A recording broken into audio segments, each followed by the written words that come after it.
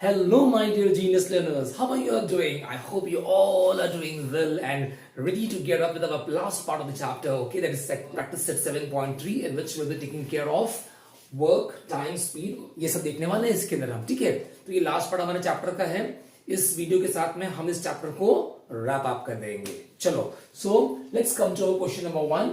Question number 1 में ये कह रहा है, which of the following statements are of inverse variation? हमें यहाँ पे 4 सब क्वेश्चंस दिए हुए. मेन क्वेश्चन नंबर 1 में टेक्स्ट बुक में हमें 4 सब क्वेश्चंस दिए हुए हैं. इसमें का 1, 2 और 4 मैंने आपके लिए सॉल्व किया है. सब क्वेश्चन नंबर 3 जो है मैंने आपके लिए होमवर्क छोड़ा है. आप भी इसको प्रैक्टिस कर लेना, बहुत इजी है. ओके, अब तो हम चैप्टर के एंड पर आ गए, तो मैं उम्मीद करता हूं कि आप लोग सभी मास्टर हो गए होंगे. ठीक है, चलो. सो सब क्वेश्चन 1 कहता है, number of workers on a job and time taken by them to complete the job. तो दो चीजें हमें दी हुई है. एक दिया हुआ है, नंबर ऑफ वर्कर्स दिया हुआ है, और वो वर्कर्स जो भी काम कर रहे हैं तो उनका टाइम पीरियड कितना है उनका. ठीक है, so number of workers n, time taken t. इसको एन मैंने डिनोट किया है और टी डिनोट किया है मैंने इन लोग को. ठीक है, अभी आप सोच के देखिए, जब भी ज्यादा लोग काम कर रहे होंगे तो जाहिर सी बात है वक्त जो लगने वाला है, जो काम चालू है, जो काम जो चल रहा है, उसके लिए कम लगने वाला है. आप सोच के चलो कि आपको एक घर बनाना है. ठीक है, और आपके पापा घर बना रहे हैं आपके लिए. ओके, और वो घर जो है 20 वर्कर्स वहां काम कर रहे हैं. ठीक है, तो 20 वर्कर्स जब काम कर रहे हैं तो हो सकता है कि 1 साल में आपका घर पूरा हो जाएगा. ठीक है, अब आप सोच के देखो कि वही वर्कर्स जो हैं, अगर 20 की जगह पर आपके पापा डबल कर देंगे उसको, या 30 कर देंगे अगर. ओके, तो जहां पे 20 वर्कर्स थे वहां 25 हो गए, या 30 हो गए, या 40 वर्कर्स हो गए, तो क्या हो गया, नंबर ऑफ वर्कर्स बढ़ गया है. तो जाहिर सी बात है, जो 20 लोग काम कर रहे थे, अब वो काम डिवाइड हो गया है. ओके, 25 या 30 या 40 या जितने भी वो वर्कर्स एक्स्ट्रा रखे 20 के ऊपर उसमें, तो जाहिर सी बात है अगर 20 लोगों के अंदर वो काम, घर का बनने का पूरा काम जो है 1 साल में पूरा हो रहा था, तो बहुत हाई चांसेस है, और डेफिनेटली ऐसे ही होगा. ओके, कि जब नंबर ऑफ वर्कर्स बढ़ जाएंगे तो अब 1 साल की जगह पर आपका घर जो है शायद 6, 7, 8 महीने में पूरा हो जाए. करेक्ट. इसका मतलब क्या हो गया, जैसे पापा ने आपके नंबर ऑफ वर्कर्स को बढ़ाए, जो टाइम रिक्वायर्ड था, ठीक है, घर बनने के लिए 1 साल का, वो टाइम कम आ गया. जो 12 महीने लगने वाले थे घर बनने के लिए, अब वो 7, 8, 9 महीने के अंदर पूरा हो जाएगा. राइट, तो ये फर्क है. तो इसका मतलब क्या हुआ, एक चीज बढ़ रही है, दूसरी कम हो रही है. तो पापा ने चूंकि नंबर ऑफ वर्कर्स बढ़ा दिए आपके, तो नंबर ऑफ वर्कर्स ऊपर आ गया. अब टाइम कम हो गया तो टाइम नीचे आ गया.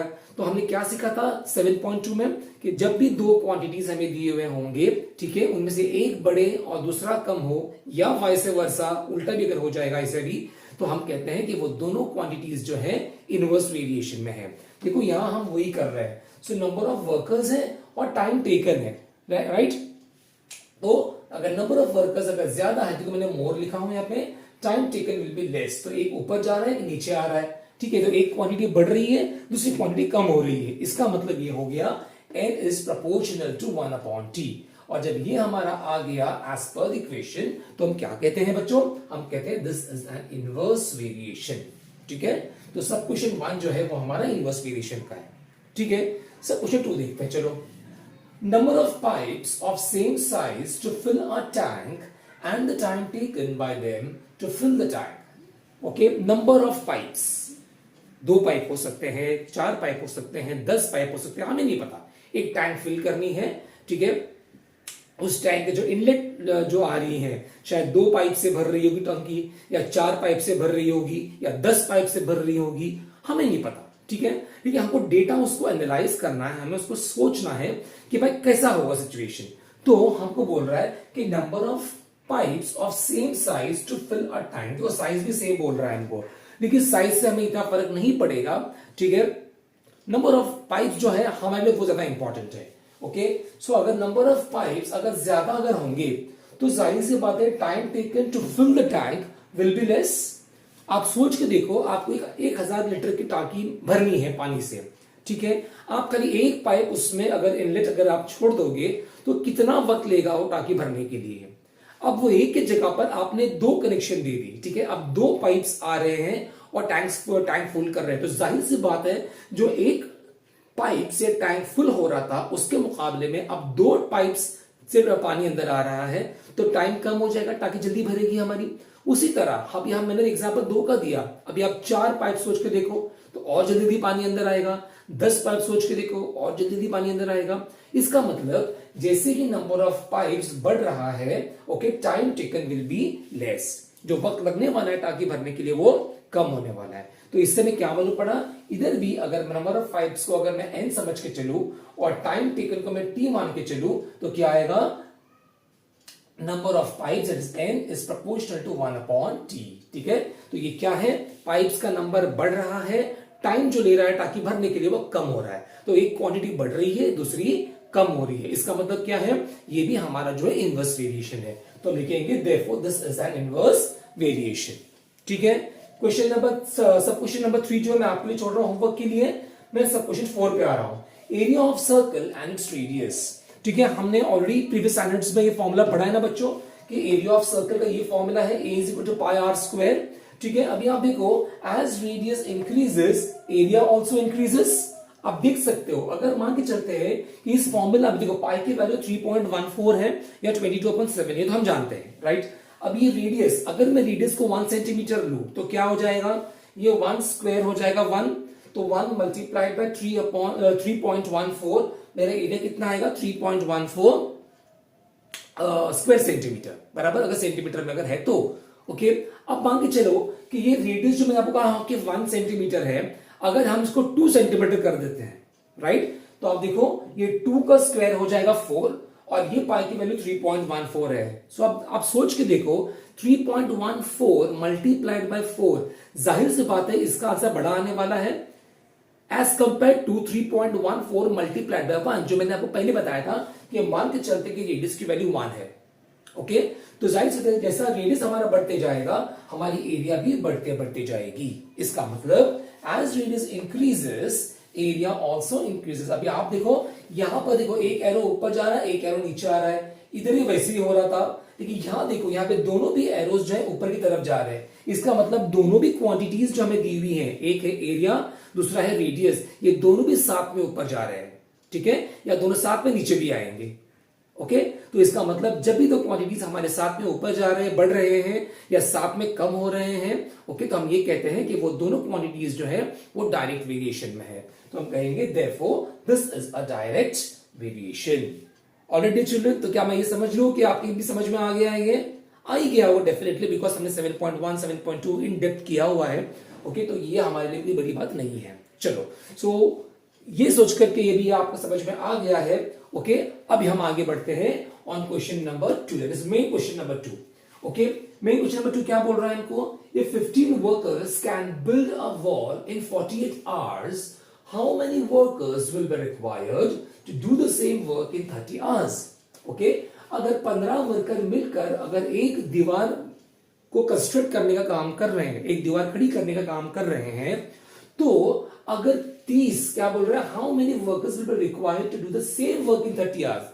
अगर हम ये टाइम जो 48 आवर्स है इसको अगर हम कम कर दे ओके, 18 घंटे कम कर दे टाइम को और 30 घंटे पे लेकर आए, तो हमें ये बताइए कि वर्कर्स कितने लगेंगे ओके। ओके, कुछ देर पहले मैं आपको यहाँ पे एग्जांपल दे रहा था कि आपके पापा आपके लिए घर बना रहे हैं ठीक है, और 20 वर्कर उन्होंने पहले तय किया कि 20 वर्कर मिलकर काम करेंगे। लेकिन 20 वर्कर्स जब काम कर रहे थे तो मैंने क्या बताया था आप लोगों को कि शायद 1 साल लग जाएगा ओके घर बनाने के लिए। फिर उन्होंने नंबर ऑफ वर्कर्स बढ़ा दिया राइट, तो नंबर ऑफ वर्कर्स बढ़ा दिया तो क्या होगा, अब जो 12 महीने लगने वाले थे घर बनने के लिए ना बच्चों, अब वो क्या होगा 10 या 9 या 8 या 7 महीने में तैयार हो जाएगा ओके। तो देखो आपको साफ समझ में आ रहा होगा कि नंबर ऑफ वर्कर्स जो है और टाइम रिक्वायर्ड जो है वो डेफिनेटली सेम नहीं हो सकता राइट। तो क्या है, अब इधर ही वैसे ये 15 वर्कर्स मिलकर ओके 48 घंटे में अगर एक दीवार अगर कंस्ट्रक्ट कर रहे हैं okay, building a wall okay, तो जाहिर सी बात है जब टाइम कम हो जाएगा, जब यही काम to do the same work बोल रहा है हमको, तो जब यही दीवार हमको अगर 30 घंटे में खड़ी करनी है, मतलब हमको क्या करना पड़ेगा, हमको मैन पावर बढ़ाना पड़ेगा okay.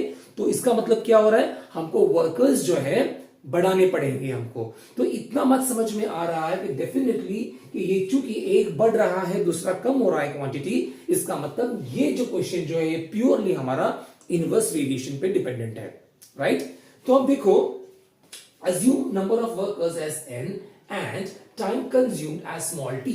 So we can see that here the number of workers n and the time consumed t are an inverse relation, जैसा मैंने आपको बताया कुछ देर पहले। तो हम कैसा लिखेंगे मैथमेटिकली, हम लिखेंगे n is proportional to 1 upon t, correct. उसके बाद हम क्या करते हैं, ये जो साइन जो है प्रोपोर्शनल की, हम इसको निकालते हैं तो इज इक्वल टू आता है, और उसके बाद वाला जो भी क्वांटिटी होगा वो k से मल्टीप्लाई हो जाएगा। So this will become k multiplied by 1 upon t. Okay, so that is equal to k ones are k upon t. तो अब ये n और t मल्टीप्लाई हो जाएगा, therefore nt is equal to k. ये हमारा बन के आ गया इक्वेशन ऑफ वेरिएशन। ओके, अब देखो क्या बोल रहा है आगे, हमें ये बोल रहा है कि 15 वर्कर्स 48 आवर्स बराबर। देखो अभी ये जो बन के आया ये इक्वेशन ऑफ वेरिएशन तो हमारा है, लेकिन क्या इसमें हमारी कांस्टेंट ऑफ वेरिएशन की वैल्यू है? देखो नहीं है, हमारे पास अभी k की वैल्यू नहीं आई है। तो अभी हमारा नेक्स्ट टारगेट क्या होगा? हमारा नेक्स्ट टारगेट होगा कि हम k की वैल्यू निकालें, फिर वो k की वैल्यू निकाल करके बच्चों हम इस इक्वेशन में डाल देंगे, तो वो हमारा एक्चुअल इक्वेशन ऑफ वेरिएशन बन जाएगा जो हम आगे इस्तेमाल करेंगे। ठीक है, तो जो डेटा में दिया हुआ है कि when n is equal to 15, t is equal to 48, okay, जो दिया हुआ है हमको, हम ये डाल देंगे इस इक्वेशन के अंदर। Okay, so since nt is equal to k, therefore n is 15 multiplied by t is 48 is equal to k, इसको मल्टीप्लाई करोगे आपको आएगा 720। तो k के वैल्यू जो हमारा कांस्टेंट ऑफ वेरिएशन है उसके वैल्यू हमें मिल गई है 720। अब ये वैल्यू हम सब्स्टिट्यूट करेंगे इस इक्वेशन में। Okay, therefore the equation of variation this वाला becomes what? nt is equal to k, but k we have got 720, तो आ गया is equal to 720। so nt is equal to 720, ये हमारा इक्वेशन ऑफ वेरिएशन बन गया है अभी। ठीक है, अब इसके बाद इसके आगे हमें जो भी बोलेगा फाइंड करने के लिए हम इसी इक्वेशन का इस्तेमाल करेंगे। ओके, चलो आगे क्या बोल रहा है? How many workers will be required to do the same work in 30 hours. Okay, अगर 30 घंटे में अगर यही काम जो दीवार बनाने का अगर है पूरा करना है तो नंबर ऑफ वर्कर्स कितने लगेंगे ना। अभी चूंकि हमें ये पता है कि ये इनवर्स वेरिएशन है, तो डेफिनेटली अभी आप देखोगे टाइम कम हो गया है ना, 48 आवर्स से 30 आवर्स हो गया, तो टाइम कम हो रहा है, तो जाहिर सी बात है इसके ऑपोजिट में दूसरा जो क्वांटिटी होगा वो ऊपर जाएगा, तब तो इनवर्स वेरिएशन है। ओके, तो इसका मतलब अगर यहां 15 वर्कर है तो इतना तो गारंटी है कि हमारा आंसर 15 वर्कर से ज्यादा ही आने वाला है। अब वो कितना आने वाला है, चलो आओ देखते हैं। So because nt is equal to 720 from here I got this, therefore n is equal to 720 upon t, ये t नीचे आ गया जो मल्टीप्लिकेशन के मोड में था, अब यहाँ पर डिविजन के मोड में आ गया। That is equal to 720 upon t, क्यों? बिकॉज यहाँ पे t मेरे को बोल रहा है कि 30 आवर्स है, ये 0 और 0 कैंसिल हो गया, 3 ones are 3, 3 twos are 6, लेकिन 7 है तो एक शॉर्ट है, तो एक यहाँ कैरी हो जाएगा, ये 12 हो गया, 3 fours are 12, ओके, तो ये हो गया 24। सो n is equal to 24, देखो, और यही हमें पूछा है उसने। सो आंसर क्या आएगा? therefore 24 workers will be required to do the same work। ठीक है, तो बहुत सिंपल है बच्चा, कोई बड़ी बात नहीं है। ऑलराइट, सो ये एक्चुअली जो हमारा 7.3 जो है ना वो इसके बेसिस पे टाइम, वर्क, स्पीड। ओके, तो यहाँ पर हम ये क्वेश्चंस देखेंगे कि टाइम के रिलेटेड, अभी यहाँ पर देखा टाइम वाला है ना, टाइम है, टाइम है, टाइम है। ओके, तो यहाँ पे सब जो ये है, अभी आने वाले क्वेश्चंस जो होंगे उससे में वर्क का मिलेगा, स्पीड का मिलेगा। ऑलराइट, तो हमारा बेसिक फंडा जो क्वेश्चन सॉल्व करने का है ना वो तो सेम ही रहेगा, खाली इतना ही है कि उसको नॉर्मल एप्लीकेशंस कैसे होते हैं उसका लाइफ में, वो खाली हमारा खाली वेरी होता रहेगा यहाँ वहां। ठीक है, तो बस हमें उस पर खाली फोकस करना है, जो भी डेटा में दिया रहेगा, जो भी वर्डिंग्स हम यूज किया होगा क्वेश्चन में, हमको उसके हिसाब से आगे बढ़ना होगा। ठीक है, तो मैं उम्मीद करता हूं कि ये क्वेश्चन भी सबके समझ में आ गया होगा। नहीं समझ में आया बच्चों कोई बात नहीं, आ जाएगा, नॉट अ बिग डील, कोई बड़ा रॉकेट साइंस नहीं है उसमें, जैसे मैं हमेशा बोलता हूं आप लोग को। ओके, सिर्फ खाली बस थोड़ा सब्र से काम लो, वीडियो को पॉज करो, पीछे जाओ, फिर देखो, नहीं समझ में आया फिर 2-3 बार ऐसे ही करो, आ जाएगा आराम से। ठीक है, और साथ में पेन लेके बैठे रहो ताकि आपको बहुत ही यूजफुल होगा ये।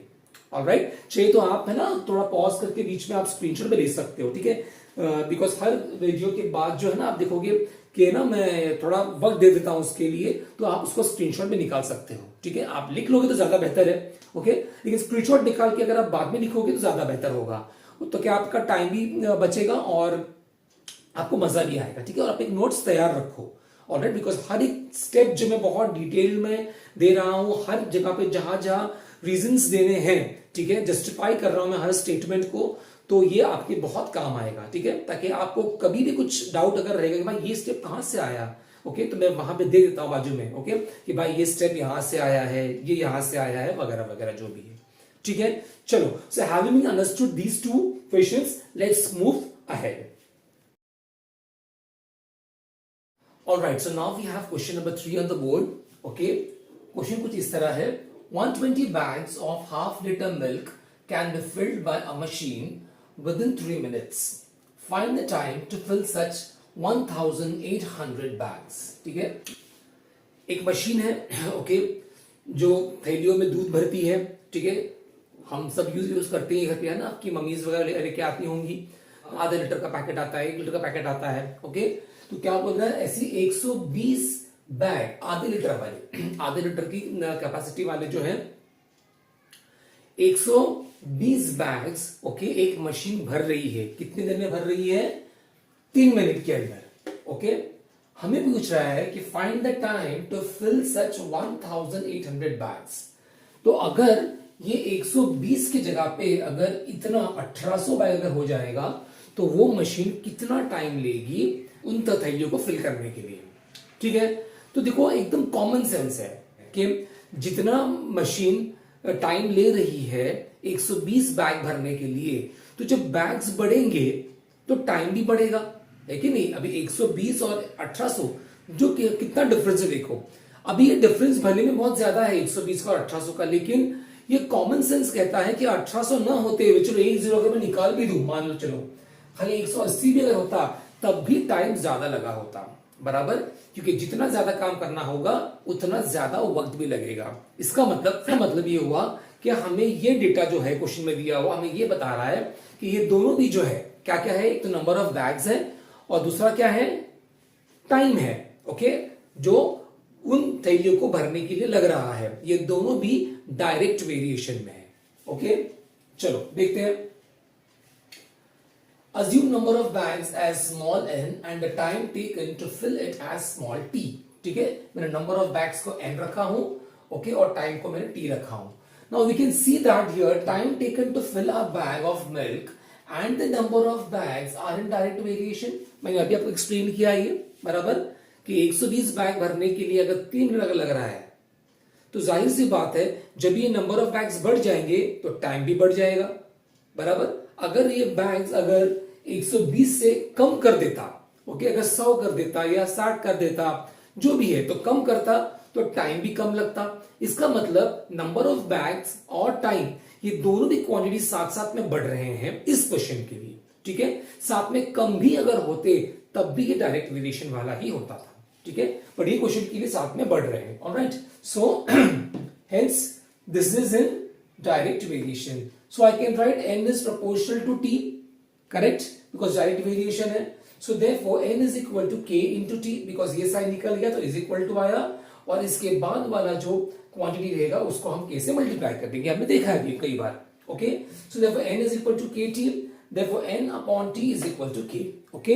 अब ये बन गया हमारा इक्वेशन ऑफ वेरिएशन, लेकिन अभी भी हमारे पास कांस्टेंट ऑफ वेरिएशन जो k है उसके वैल्यू नहीं है हमारे पास। तो जो डेटा हमको जो दिया हुआ है उसके हेल्प लेते हुए हम k की वैल्यू निकालेंगे, फिर उस k की वैल्यू को हम उठा के यहां पटक देंगे इसके अंदर, तो फिर वो हमारा इक्वेशन ऑफ वेरिएशन का नया रूप होगा, ठीक है। चलो, सो क्या बोल रहा है हमको, now when n is 120 time is 3 seconds, है ना। जब 120 बैग्स है तो टाइम ले रहा है 3 मिनट्स ले रहा है, ठीक है। तो ये डेटा का हम यूज करते हैं अभी, ओके। सो हमारा इक्वेशन ऑफ वेरिएशन क्या आया हमें यहां से, n upon t is equal to k, बराबर, therefore k is equal to what, n कितना है, 120 है, सो 120 अपॉन t कितना है, 3 मिनट्स, ओके। सो 3 1 जा 3, 3 4 जा 12 एंड दिस 0, सो आ गया 40। k की वैल्यू हमारी आ गई 40, जो हमारा कांस्टेंट ऑफ वेरिएशन है, ठीक है। अब चूंकि ये वैल्यू हमें मिल गई है, अब इस वैल्यू को हम इस पे इस्तेमाल करेंगे, ठीक है। So n upon t is equal to k हमारा इक्वेशन ऑफ वेरिएशन है, therefore n upon t is equal to 40 because k की वैल्यू 40 आई है। अब ये हमारा इक्वेशन ऑफ वेरिएशन जो है इस तरह बन करके सामने आया है। ओके नाउ अब आगे क्या बोल रहा है हमको, जब 1800 बैग्स फिल करने होंगे तो वो मशीन कितना टाइम लेगी। Okay so when n is equal to 1800 t is equal to how much, कितने मिनट्स लगेगा। Okay because n upon t is equal to 40 यहां से मिला मुझे ये, therefore t क्या है, therefore t is equal to n upon 40, ये t वहां चला गया 40 यहां पे आ गया तो ये n अपॉन 40 हो गया। ठीक है so that is equal to n कितना है, ये वैल्यू है, सो 1800 अपॉन 40, ये जीरो गया ये जीरो गया, 4 1s are 4, 4 4s are 16, देखिए यहाँ पे 18 है तो 17 18 दो नंबर शॉर्ट है जो यहाँ कैरी हो जाएंगे, ये 20 हो गया, 4 5s are 20। ठीक है तो आंसर आ गया 45, सो therefore t is equal to 45। ठीक है अब उसके बाद हमारा फाइनल स्टेप जिसके लिए हमारा आधा मार्क रखा हुआ है। ठीक है सो therefore it will take 45 minutes to fill 1800 bags। ठीक है बच्चों, तो कितना सिंपल था देखो, है कि नहीं। तो ये जो हमारा प्रैक्टिस सेट जो है 7.3 वाला, ये कॉकटेल है, डायरेक्ट और इनडायरेक्ट वेरिएशन दोनों का भी है। ठीक है तो हमने कुछ क्वेश्चंस नंबर 1 के अंदर हमने 4 सब क्वेश्चंस देखे थे जहां पर 2 इनडायरेक्ट थे 2 डायरेक्ट थे। ठीक है खाली वहां सिर्फ बताना था हमको कि भाई ये जो स्टेटमेंट्स जो दिया हुआ है, एग्जाम्पल्स जो दिए हुए हैं हमको, ये कौन से वेरिएशन में है। ठीक है और फिर उसके बाद हमने एक क्वेश्चन किया, मेन क्वेश्चन नंबर 2 वो इनवर्स वेरिएशन वाला था। ओके इसके पहले वाला, अब ये क्वेश्चन हमने किया जो हमारा डायरेक्ट वेरिएशन वाला था। ठीक है अब एक लास्ट क्वेश्चन बचा है, देखते हैं कि वो कौन सी टाइप का है, डायरेक्ट है या इनवर्स है। तो चलो बच्चों आखिरी सवाल पूरे 10 रुपए के लिए आपकी स्क्रीन के ऊपर है ज्यादा हो गए 10 रुपए, चलो जोक्स अपार्ट पढ़ाई करते हैं। So a car with speed 60 kilometre per hour takes 8 hours to travel some distance.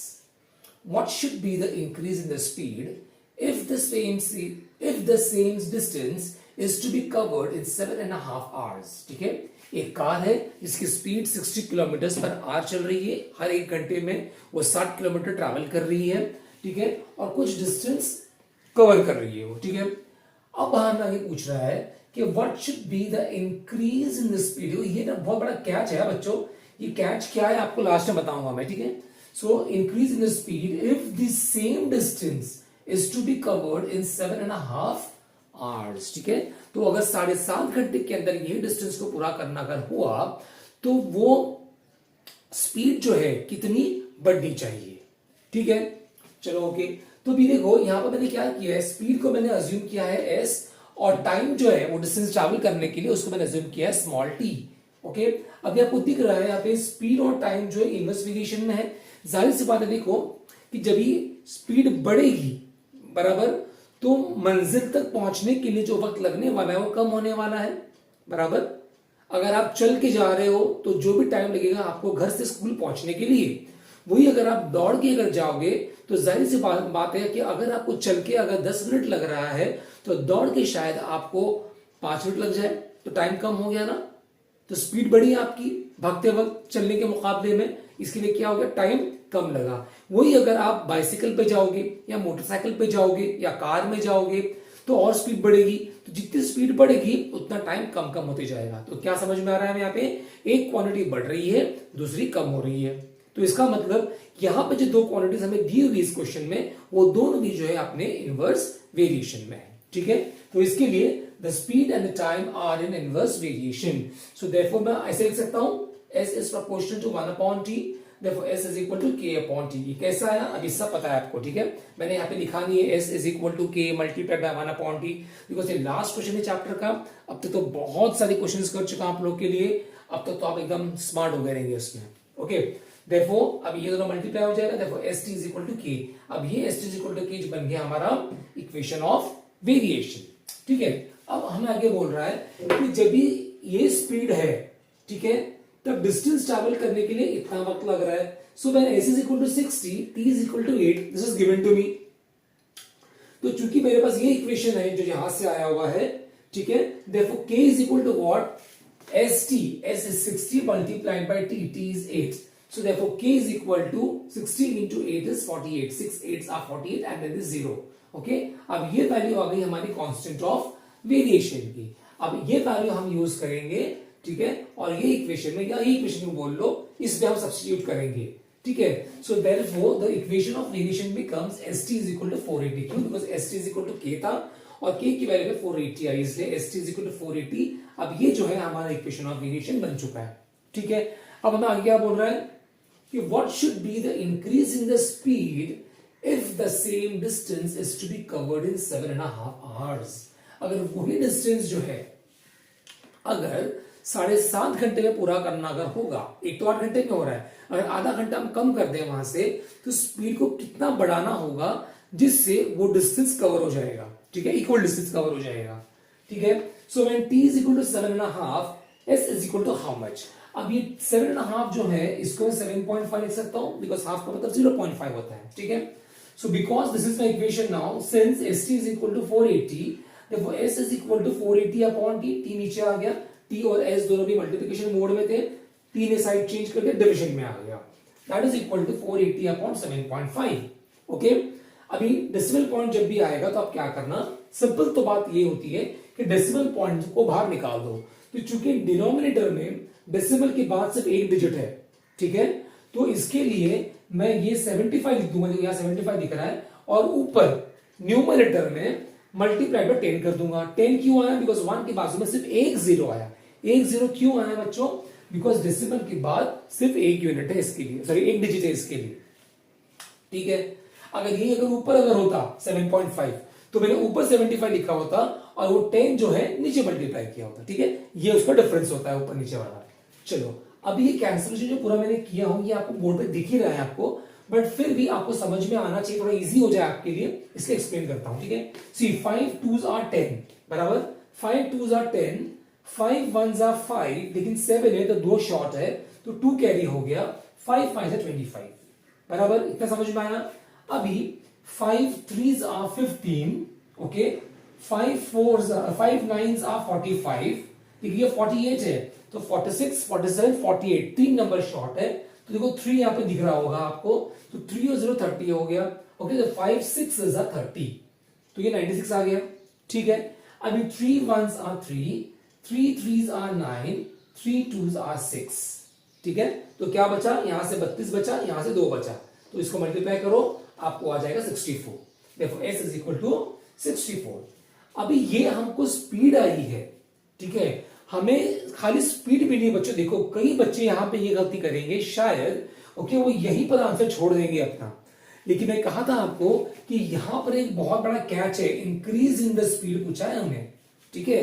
हमें ये नहीं पूछा कि स्पीड क्या है, हमें ये पूछा कि कितने स्पीड बढ़ानी होगी हमको, जब हम आधा घंटा कम कर देंगे, ओके, तो हमारा उतना ही डिस्टेंस ट्रैवल हो जाएगा, कवर हो जाएगा, तो हमारा इंक्रीज स्पीड अभी आने वाली है। So to cover the same distance speed of the car should be 60 kilometre per hour, तो उतनी डिस्टेंस कवर करने के लिए कार की स्पीड तो होनी चाहिए 64, ये तो बात ठीक है यहां तक, लेकिन इंक्रीज ऑफ स्पीड पूछा है हमें, तो इंक्रीज ऑफ स्पीड क्या हो जाएगा, 64 जो ये वाला आया माइनस जो उसकी पहले की स्पीड थी 60 किलोमीटर पर आवर, तो 64 माइनस 60 इज इक्वल टू 4। तो याद रखना बच्चों, ये हमारा फाइनल आंसर है, ठीक है, ये हमारा फाइनल आंसर नहीं है।